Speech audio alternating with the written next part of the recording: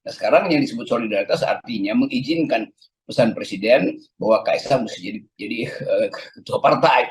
Jadi itu sebetulnya, itu yang kita sebut sebagai the banality of the intellectual, kedangkalan dari kaum intelektual. Padahal sebetulnya PSI didirikan oleh dan berisi kaum intelektual. Pengamat politik Rocky Gerung memberikan komentar terkait Kaisang Pangarep menjadi Ketua Umum Partai Solidaritas Indonesia atau PSI. Hal tersebut disampaikan Rocky Gerung melalui channel YouTube-nya pada Selasa 26 September 2023. Ia mengatakan PSI merupakan komunitas yang dibangun dengan ideologi dan kecerdasan. Namun partai tersebut berantakan hanya dalam satu malam saja. Rocky Gerung menyebut PSI berubah menjadi dagelan. Demikian juga PSI, tergantung pada komunitas PSI atau senior-senior di situ. Mau meloloskan Kaisang apa enggak?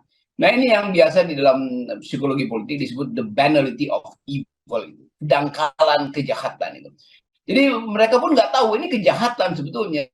Nanti orang tanya kejahatan di mana? Ya kan seseorang yang tidak melalui proses meritokrasi, pendidikan politik, pemahaman tentang ideologi PSI. Jadi ini kayak ganti manajer yang dianggap udah nggak sesuai dengan pemilik modal, diganti aja manajernya tuh. Lain kalau itu ada di dunia bisnis, bahkan dunia bisnis ada semacam kriteria. Ini dunia politik di mana kebijakan publik itu akan dihasilkan oleh partai politik. PSI itu partai politik, walaupun konyol tapi dia partai politik. Tapi saya kira setara, kekonyolan PSI setara dengan peristiwa apa namanya kopi darat apa apalah itu. Dan ini yang sebetulnya antara mentertawakan dan menggeleng-geleng kepala, kok bisa ada kejadian di Indonesia kelucuan semacam itu. Bukan Kaisangnya, ya Kaisangnya tentu senang-senang aja. Tapi komunitas PSI yang didirikan dengan semangat perubahan, semangat kecerdasan, semangat apa namanya kaderisasi itu. Kita bayangkan misalnya waktu PSI didirikan awal-awal itu, saya diminta ceramah oleh Grace Natali tentang apa sebetulnya jadi partai politik, apa sebetulnya solidaritas, apa artinya politik di kalangan muda. Lalu saya buka semua referensi, saya terangkan tentang sejarah perkembangan ideologi, apa yang disebut liberal, apa itu libertarian, apa itu social justice, apa itu konsep bunga mawar. Tiba-tiba saya ingat bahwa 5-6 tahun lalu saya pernah memberi ceramah akademis tentang apa artinya solidaritas itu. Nah, sekarang yang disebut solidaritas artinya mengizinkan pesan presiden bahwa Kaisang mesti jadi ketua partai.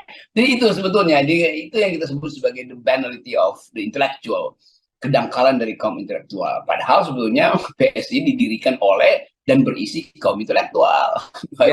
Udah selesai itu.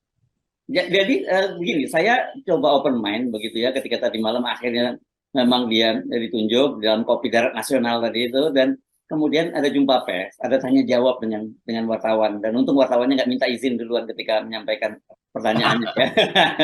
Ini kalau wartawannya juga minta izin juga pada Kaisang udah benar-benar ampun saya udah nggak ngerti apa lagi. Jadi bukan hanya terjadi di dunia politik, juga dunia medianya udah nggak karuan semua itu. Tapi saya coba menyimak, pasti ada sesuatu dong. PSI tiba-tiba ada orang yang baru masuk jadi anggota kemudian dipilih menjadi ketua umum gitu. Saya jujur, ini mohon maaf mungkin saya yang naif atau apa, saya tidak menemukan sesuatu yang bisa membuat saya yes, memang Kaisang layak untuk menjadi ketua umum sebuah partai, apalagi partai anak-anak muda. Dan kita tahu kan di PSI itu banyak sekali anak-anak muda yang cerdas.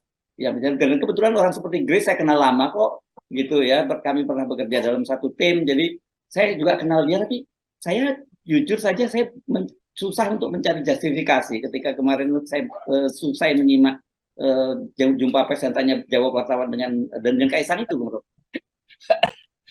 Saya bayangin misalnya kan ada tokoh-tokoh senior yang udah masuk PSI, siapa beberapa wartawan. Oh ya, ada Irma Huta Barat, ada Helmi Yahya, ada Adi Armando, bahkan dosen ilmu komunikasi, dokter ilmu komunikasi di UI loh Bung Rocky ya. Ini alma mater kita juga ini. Jadi bayangin misalnya kecerdasan, bukan sekedar intelektual, tapi kecerdasan etis dari orang-orang yang namanya disebut tadi itu. Bagaimana mereka melihat peristiwa tadi malam, misalnya?